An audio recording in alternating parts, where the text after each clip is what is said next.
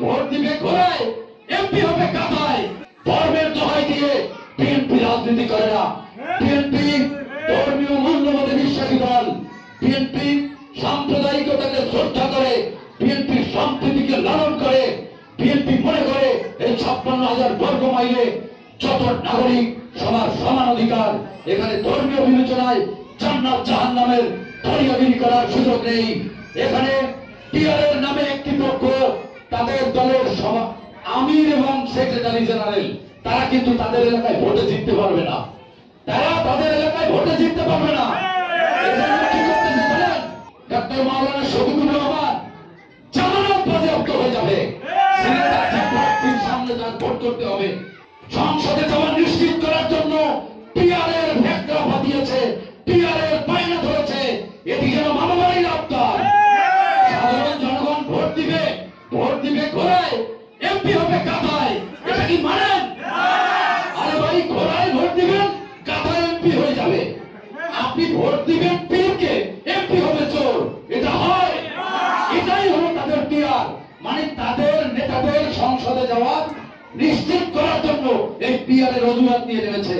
আর এই পিআর দিয়ে তারা নির্বাচন আটকাতে চায়। এর কারণ কি জানেন? এই বাংলাদেশে নির্বাচন না হোক, শান্তি শৃঙ্খলা না ফিরুক, গণতন্ত্র না ফিরুক। এটি কারা চায় জানেন? এটি চায় দিল্লি, এটি চায় ইন্ডিয়ান হেজিমনি। ইন্ডিয়া চায় বাংলাদেশে শান্তি না আসুক। আর একজন চায়, সে কে জানেন? যে কিনা পালিয়ে গেছেন, যে কিনা পালিয়ে তার বাবা শ্বশুর বাড়িতে আশ্রয় নিয়েছেন, মামা বাড়িতে। সেই মামা বাড়ি দিল্লি বসে মামা বাড়ির আবদার করছেন। এখানে মামা বাড়ির আবদার।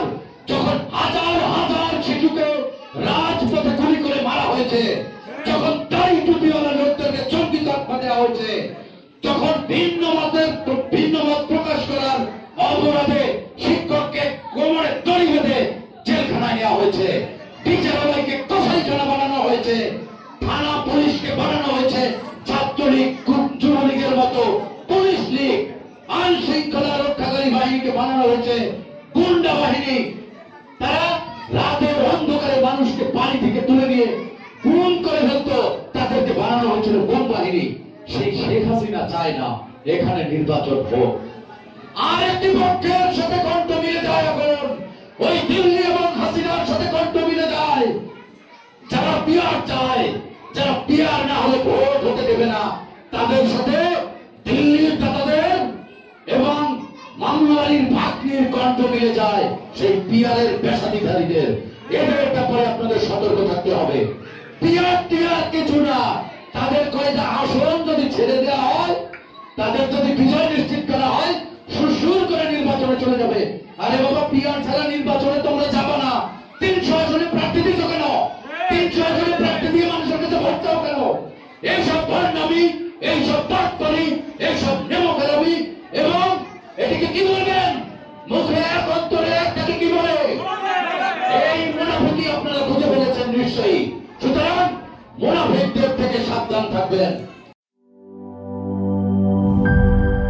বান্ডেল থাকলে প্রতি সেনমানিতে টাকা বাঁচবে।